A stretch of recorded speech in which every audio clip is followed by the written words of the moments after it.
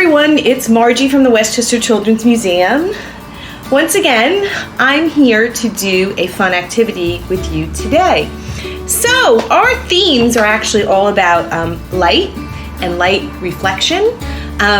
We have an activity that's about making rainbow paper this week, and then our activity for today is actually making a kaleidoscope. So you're going to make your very own kaleidoscope. But what's a kaleidoscope? Have you ever seen one? Have you ever used one?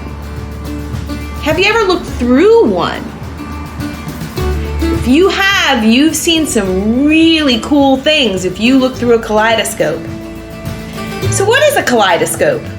So a kaleidoscope actually is a tube that is created with beads inside or all special things that you can look at. And when you look through it, it creates patterns of those things. But why does it create those patterns? What causes that? So we're going to find out. We're going to make our very own kaleidoscope today. So here's what you need to get started in making your kaleidoscope.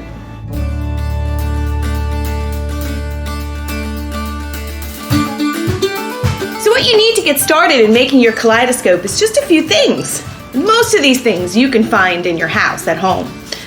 So first, what you need to make your kaleidoscope is you need a cardboard tube. Now this could be a toilet paper tube or a towel paper tube that you can cut down to be a little bit smaller.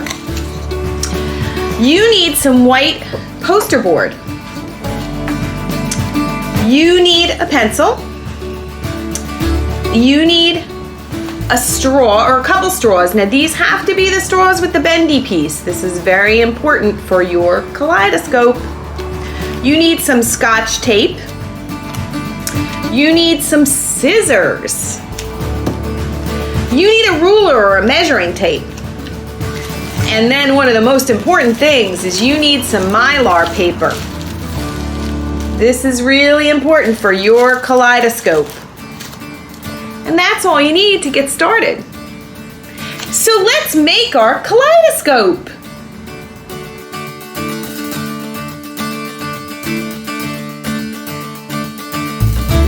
So the first thing you want to do to make your kaleidoscope is to decorate your tube. So you can paint this, or you can put some pretty paper over it, or some stickers.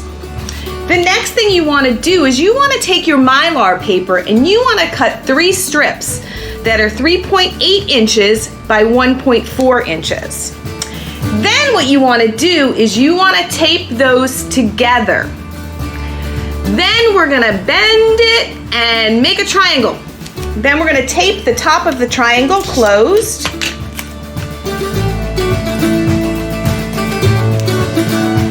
And we're going to insert that inside our tube, which as you can see I've already done. Then what we're going to do is we're going to take one of our straws and we're going to find the bendy end and we're going to cut it right at the bendy end. Then what we're going to do is we're going to tape that straw to the top of your kaleidoscope, but the bendy end has to be hanging over the edge, and that's very important. The next thing that you want to do is you want to make some 3-inch diameter circles on your white cardstock. Then you want to cut those out. Once you cut them out, you want to take a pencil and you want to put a hole right through the middle. And then what you want to do is you want to decorate it. This is really important for your kaleidoscope.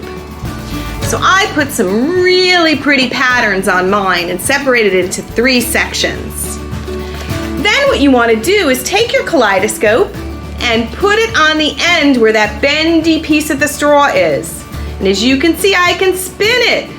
And let's look inside and see what we see.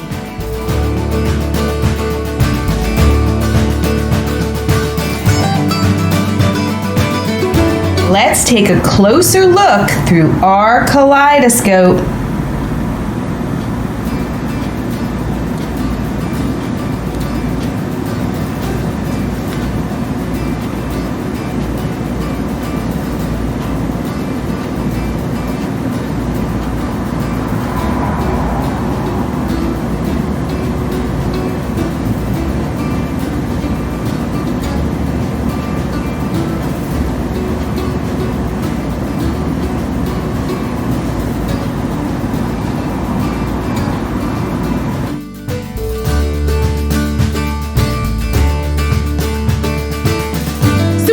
happened and why?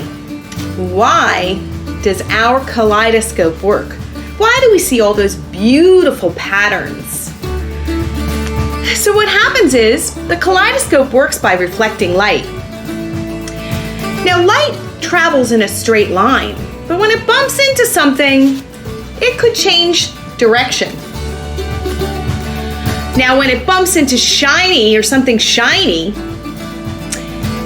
that light actually reflects back to where it came from. Now our kaleidoscope had shiny mylar paper inside, which is like mirrors. We had 3 mirrors put together in the form of a triangle that created angles. And that actually created all of the beautiful patterns that you have seen. Those are just fragments of your designs that you created on your circle. So have fun with your kaleidoscope. And don't forget, you can turn the wheel on your kaleidoscope and you can see all the patterns change. So it's Margie from the Westchester Children's Museum. I hope you enjoyed the activity today, and please come see us on our website for our fabulous programs and activities. We have 2 new activities for you every week, which are posted on our website on Friday, with also these tutorials on YouTube. But we have other fabulous programs, so join us and have some fun with your kaleidoscope. See you again soon. Bye.